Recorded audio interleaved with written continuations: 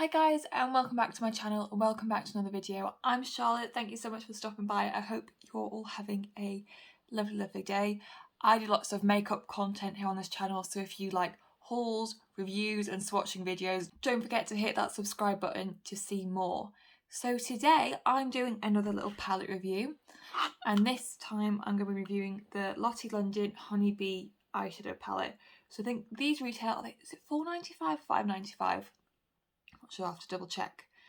And you see you've got 9 shades in this palette. You have 5 matte colours and then 4 shimmer shadows. See down the bottom here I've got the names on the back, and it just comes in this little plastic packaging. So this is quite a new release. It released about a week ago, and I like my warm neutrals.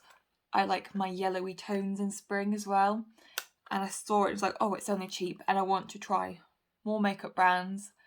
And I've only tried one other eyeshadow palette from Lottie London, and I've tried that once, and that was in my full face first impressions, and I did, even though I didn't use many shades, I did enjoy the formula. So I'm hoping I will enjoy this one as well, and then I can try more palettes from them. So it's going to be very, very simple, very neutral everyday look. So I think we should just get into some swatches. Alright, so this is the palette swatched. The mattes felt very smooth, but they did feel a bit almost crumbly as I swatched them. These two shimmers here, to me, are basically the same colour, so I don't think I need both of those. I know the shimmers are not like metallic, they're kind of standard shimmer formula. And also these two yellows, I mean, one's more deeper mustard and one's more of a brighter yellow, but I feel like on the eye they might look similar. But it is, I feel like it is a good neutral, warm neutrals palette.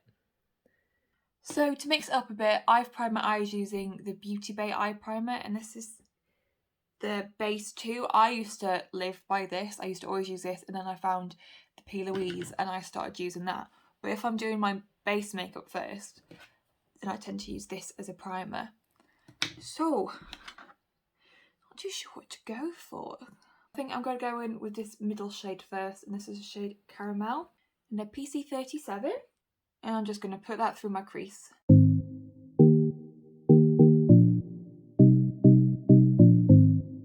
So I've just dusted my brush off, and then I'm going to blend out the edges. So that shade is just blended and applied really well. It looks like from the pan it would be darker on my eye, so I feel like as I've blended it I may have lost some of the pigment, but I might just go in and try build up a bit more.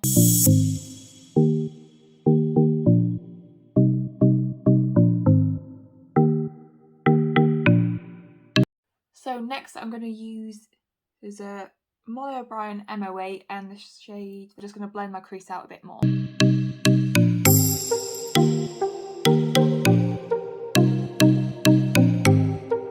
So I feel like that's blended out really well. It's a very good transition shade. But again, I feel like I've lost the pigment of the first colour I put down. So that one's the shade Nectar and that one's Syrup, and they look very similar. This one's maybe a bit more chunky metallic, that one's probably a bit finer. Go for the shade Nectar. I'm going to pop this on my lid with my finger. So yeah, that's definitely more glittery than it is an opaque shade. Yeah, I think I'm going to get a brush, give it a spritz, and then pop it back on my eyes. Yeah, I think that's made it a bit more golden. And I think it's made the shimmer stick out a bit more. Still not like perfect. So we take a PC22 and I think the shade Toffee. And then I'm just going to put that on my outer edges. This is pigmented straight up.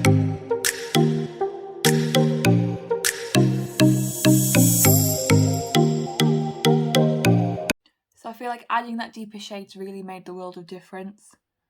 It's definitely added some more structure to my eye. So I think we should go to the lower lash line now.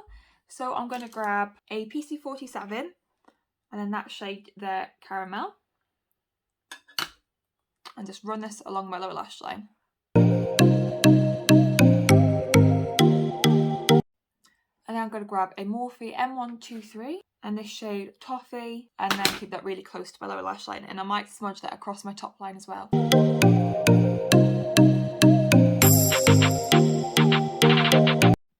So for me, one of the things this palette is missing is like a bright inner corner shade, but I know I can just use a highlighter for that. But I do like to have quite a bright inner corner and brow bone.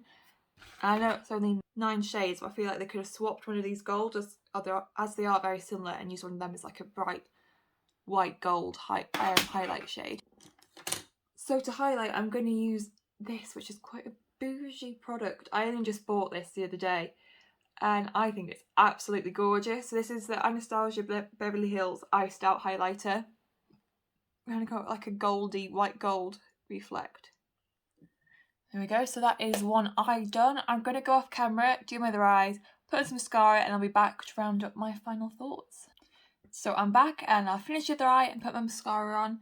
I used the Maybelline Sky High mascara, and for my lips I used a bit of a combination. That's what I use. So I've got the Colourpop BFF Lippy Pencil, the Mimo Mitchell Blush in Peach Sugar, I love this, and then the Colourpop Lip Oil in Playa Vista. I'm undecided about this because I really want to like it,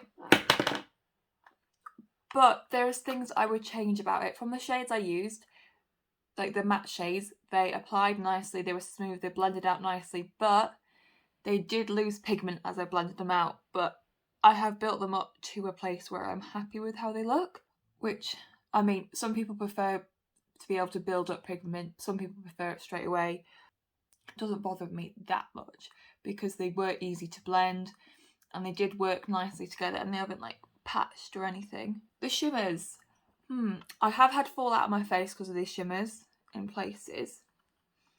I used that one, and I swatched that one as well. Those two are basically the same.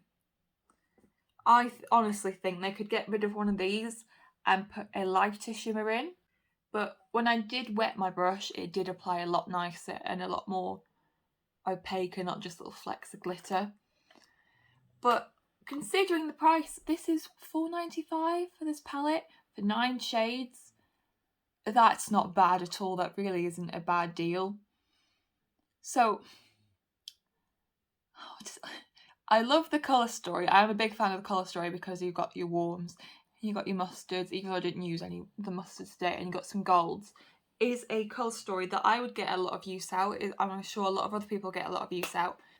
Let's go compare it to this. So Boots had a save so much, 20% on high-end brands. So I may have bought 1 or 2 or 3 Huda palettes and some lipsticks. No, when I open them up, they don't look as similar. Those two there. I mean, you can sort of see the size of this Lottie London palette. It is not bad for the price at all. The quality is good. It's just, I don't know, I feel like there's something missing, there's something not quite there for me. But I will continue to try more palettes from them. And I will continue to use this one because this would be a good little go away palette. Even though it hasn't got the bright shimmer, I can just use my highlighter. Like I said, I am happy with how I look and how this makeup looks. So yeah, leaving on a bit of a wobbly note, I'm not sure what I think. It's not good. Let me know what you think in the comments down below, and if you've tried this palette, did you feel like this? Do you feel the same, like there's something missing? Because when I saw it, I was really excited, and then I'm just a bit like, I wish there was something else. Please subscribe, like, comment. Don't forget to follow my Instagram. My Instagram is Lottie_loves with 2 S's at the end. I'll leave it here. I do lots more makeup and beauty things over there, and I'm trying's the key word, to do more creative looks and push myself out there more. So it would mean the world if you could check that out. And I will see you next time for another video. Have a good day. Bye.